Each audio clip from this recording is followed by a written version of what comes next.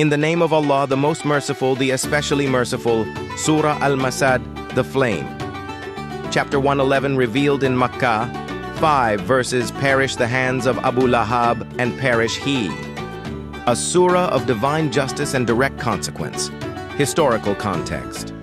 This surah names and condemns Abu Lahab and his wife, who mocked and harmed the Prophet Muhammad. It's the only surah in the Qur'an that addresses specific enemies by name. Why it matters today?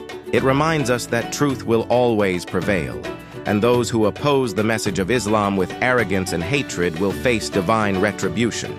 Abu Lahab died humiliated, just as the Qur'an foretold a clear sign of Allah's truth. A powerful lesson in sincerity, opposition, and the weight of our actions. Follow Arada Qur'an for Qur'an reflections plus Hadith stories. In the early days of Islam in Makkah, the Prophet Muhammad was commanded to warn his closest family. He stood on Mount Safa and called the Quraysh tribes together. When he warned them of a punishment from Allah, his own uncle Abu Lahab stood up and mocked him in public. He said, "Perish you all day! Is this why you gathered us?" Abu Lahab, whose real name was Abd al-Uzza, was known for his fiery anger, and so the Qur'an called him Abu Lahab, the father of flame. Both of them were enemies of Islam, not because they misunderstood, but because of arrogance, hatred, and status. Then Allah revealed, "Tabbat yada Abi Lahabin wa tabba." Perish the hands of Abu Lahab, and perish he. A surah of clear warning. No status, no wealth, no bloodline can save one who openly fights Allah's message. One divine defense of the Prophet, Allah defended his prophet against direct insult. It shows his love, loyalty, and protection for his messengers. Worldly power is useless without faith. Abu Lahab had wealth and status, but he lost everything. Power means nothing if you reject truth. 3. The Qur'an's prophecies come true. His miserable death came true exactly as the Qur'an foretold. That is divine truth proven. 4.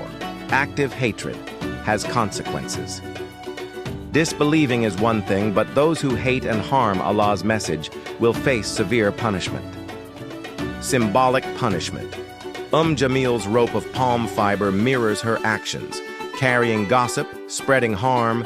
Now she carries firewood in hell. Narrated Abdullah ibn Mas'ud, radiyallahu an. While the Prophet was praying at the Kaaba, Abu Jahl and his companions mocked him.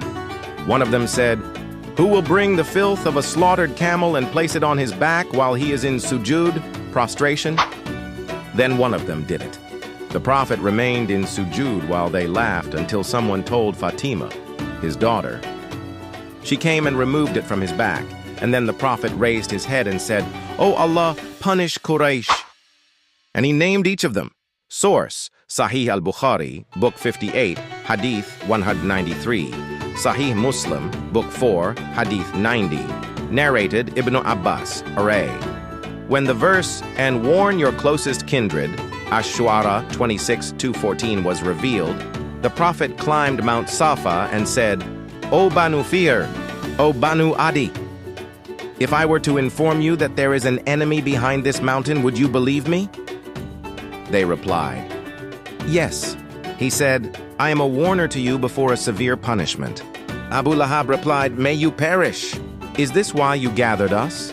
Then Allah revealed, "Perish the hands of Abu Lahab." Surah Al-Masad 111:1.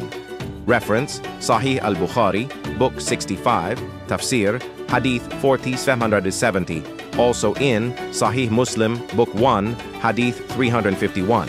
Reflection point.